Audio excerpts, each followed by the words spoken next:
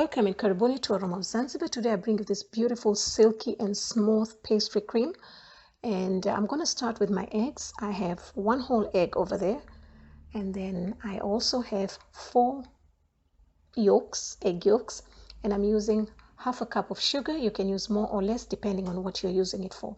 And I have 3 tablespoons of butter.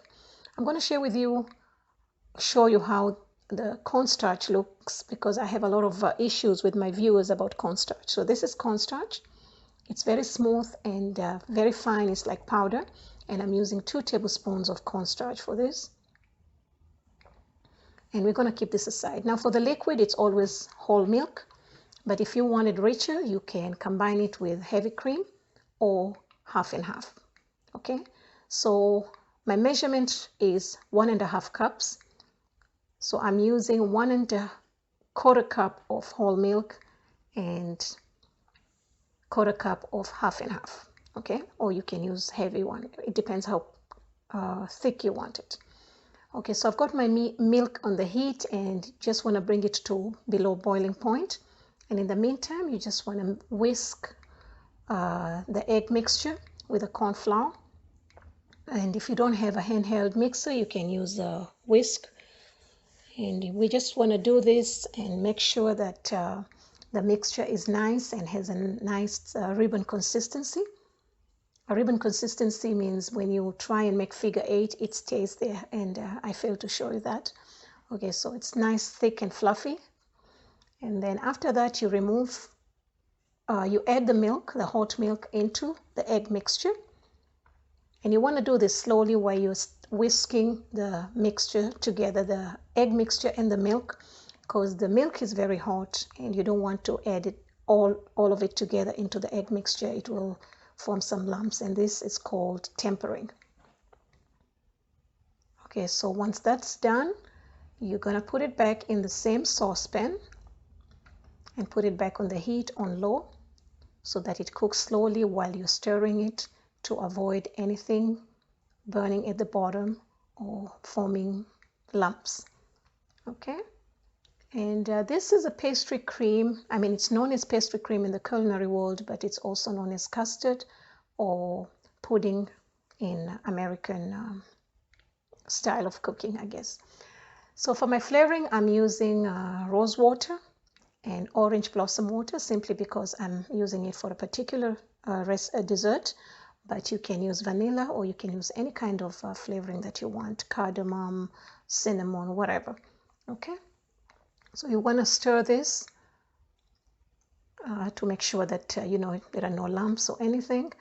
And also you can make this pastry cream as thin as you want, the thickness depending on what you're using it for. Okay, so you can have extra milk, or you can reduce the cornstarch. All right, so once that's done, I'm going to remove that from the heat and add the butter.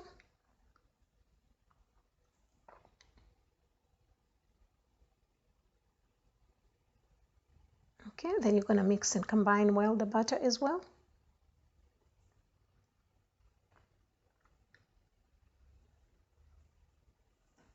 Okay, I'm using this for a recipe called kataif. It's a dessert. So I've already put up the video. Please look out for it. So I'm also going to be using the whisk, okay, to smooth my pastry cream. And in the meantime, also make sure that you have a bowl of ice bath that's ready, because you're going to be needing that.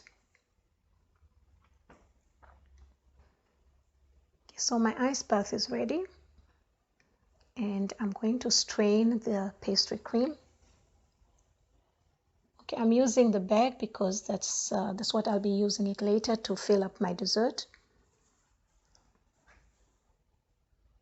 Okay, so we're just going to strain to make sure that the pastry cream we get is very nice, smooth, and very, very silky and velvety. You know, the butter gives that shiny gloss.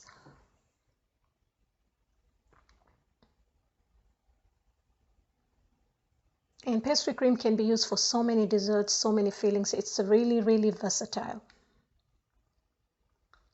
Okay, so once that's done, well, I'm still straining this.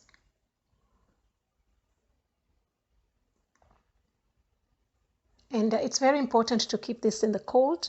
It has to stay in the fridge. It doesn't really work well in the heat, so you always have it out only when you're ready to serve. Okay, I mean, it can stay maximum 2 to 3 hours. It's good, but it's always better to keep it in the fridge. Okay, so in the meantime, after that, you're gonna put it in the ice bath to make sure it cools very fast. It should come down to 45 degrees within an hour or so. So that's why we keep it in the ice bath. So thank you so much. For more recipes, please visit me at Aroma of Zanzibar, and also find the ingredients and the measurement on this page and in the description box below.